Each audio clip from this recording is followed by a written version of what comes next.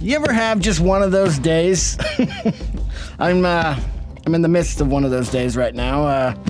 Yeah, I've already filmed this video once, and then I went to transfer the files over from my Blackmagic Ursa Mini Pro 4.6K G2, worst camera name ever again, to my computer. Went to the store, got back from the store, and didn't see the little thing anymore, so I erased everything off the card and then went to look in the folder, and oh, it had stopped 2 files in. And as you know, you can't get those files back because they're too big to go in the trash can, so I did what I normally do and I brought the files back. But when I brought the files back with a software that brings files back, it couldn't read the files on my computer, so I am stuck doing this again. Anyways, yeah, that's all I got for you at the beginning of this. I had a whole different rant at the beginning of the other one, but now I've calmed down, and yeah. So there you go. We're going to still have some fun here. I'll see you after the bumper, and we'll get into it. Woo-ha!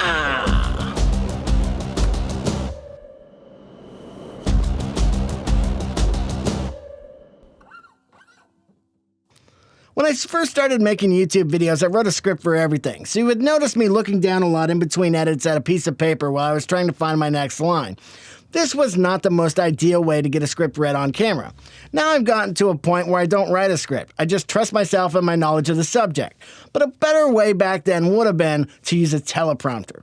We all know about teleprompters, and I have often wondered what it would be like and whether I would be able to read off one and pull it off.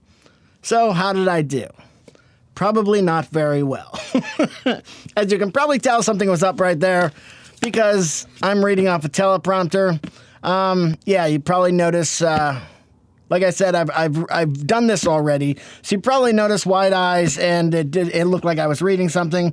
The biggest thing for me is I can't see the lens, so I don't know exactly where to look when the letters are on. Here, I'll show you what I'm talking about with this little tiny action cam here.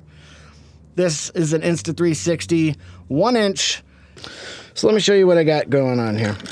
So this little lip makes it hard for me to mount a magic arm onto. So I put this little ball head here, put this little female-to-female adapter on, and then attached it to the magic arm. So as you can now see, we have it mounted on the front of the camera. We have the little ball head mounted on the bottom, attached to the magic arm, attached to a rail on top of the cage of the camera. So now I'm in full reporter mode. I got my mic and I got my little clicker I'll tell you more about later. So what am I doing this far back? Well, one of the tricks, because you probably noticed my eyes reading a little bit when I was doing it that close to the camera, one of the tricks they use to make that not happen is to move the subject farther away from the lens. Problem is right now the lens is sitting about this high.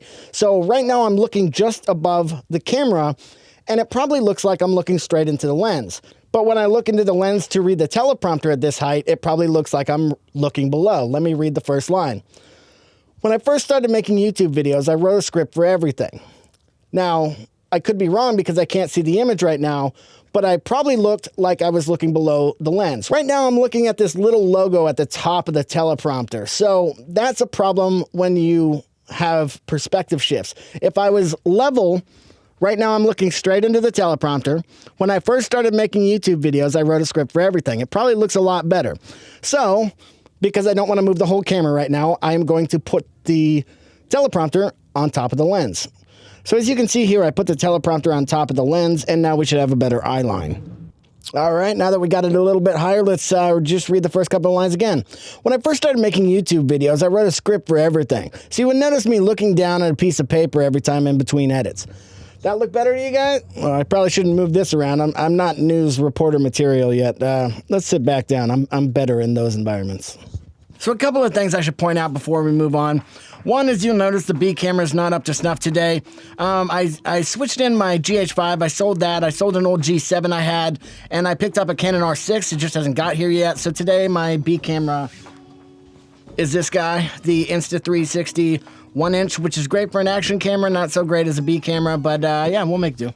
The second thing is I was sent this teleprompter. The link will be in the description below.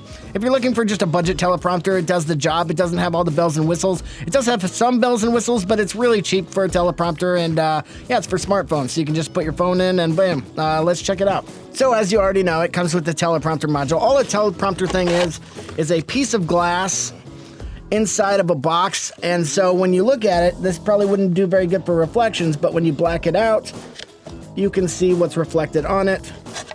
But when there's light through it, not so well. So you black out the back and bam, you can see over top of it. So on the back side here are these little slots. This one goes on a lens. You see the little lens hood here, you cinch it up, you're good to go. This one has little inserts for your smartphone, so you can use this teleprompter with a smartphone, which is cool. It comes with a really cool small tripod. I love these little small tripods. This one, for some reason, I just like. It's metal, it's tactile. I'll probably use it for a lot of other things other than the teleprompter because, as you saw before, I used the magic arm to mount the teleprompter. This piece here is to mount a DSLR and connect it to the teleprompter. I'll show you how to do that right now. So there's a little square right here that you want to put this through and bring it out on the other side. Then you use one of the included screws and screw it on down. And since we don't have a normal DSLR, I'm just going to hook the action cam up to that. And to do that, these little screws are kind of cool. Not only is it a screw to screw onto things, but it has a female adapter so you can screw into it as well, which is what we're going to do with this piece here, which you can use for phones or action cams. So let's screw that piece in here. Now to make this firm, I'm going to take this little spigot that doesn't come with it, but you can get them on Amazon for like 5 cents, and screw that into the bottom so that way it tightens this piece up. Grab your little action cam, squeeze it inside. Since it's a bigger lens, it's one of the 1-inch lenses, we're going to use the lens hood, put it over the entire thing, cinch it up, and you're ready to go. This is what it would look like. Only this would be a DSLR with the lens extending right here, or a smartphone, or whatever you want to teleprompt.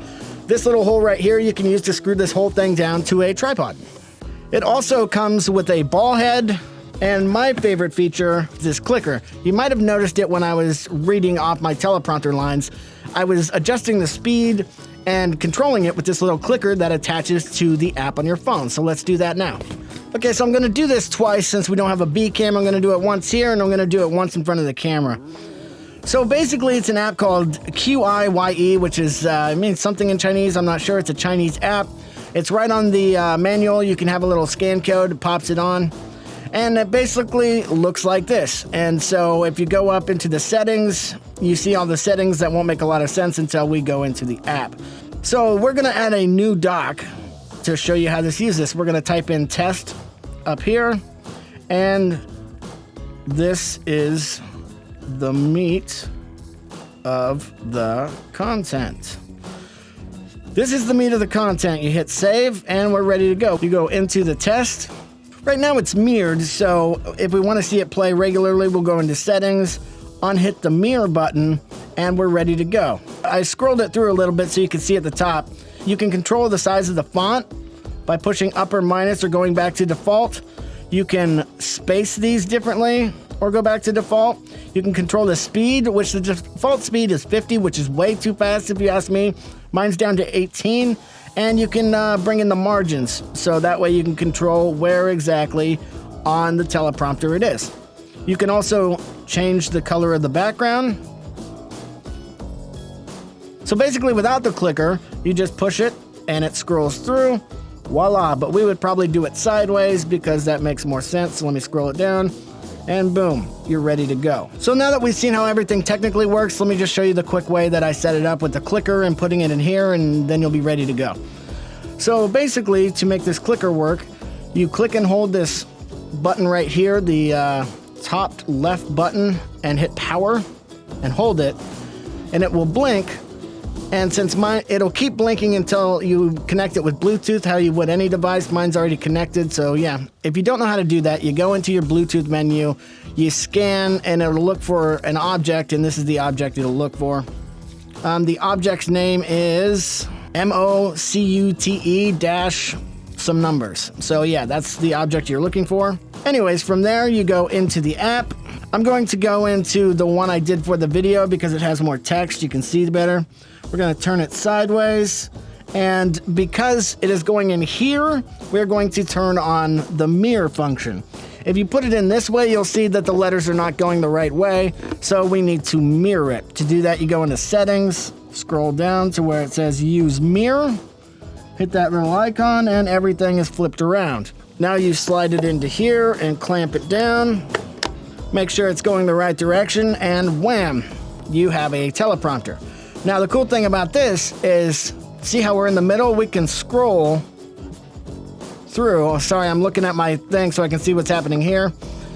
We can scroll through there, or we can hit this trigger to let it run, stop it, run, stop it, which is what I think is most useful. I wish it wasn't so tactile. Even as quiet as I can push it, it still makes a loud noise, which is not very good for video, but you can hide it a little bit.